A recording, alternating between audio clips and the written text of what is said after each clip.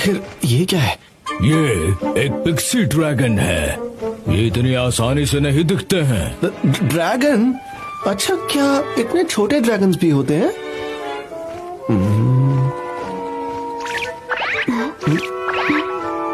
एक मिनट, क्या तुम ये ग्योजा खाना चाहते हो? ठीक है, तो लो, खा लो।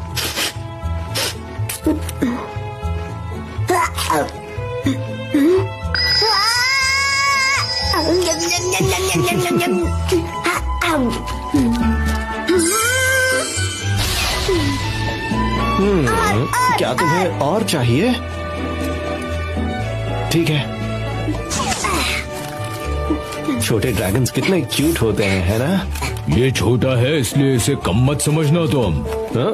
ये छोटे हैं पर बहुत तेज होते हैं और इन्हें सारे एलिमेंट्स की स्पेल्स भी पता होती हैं। ऐसा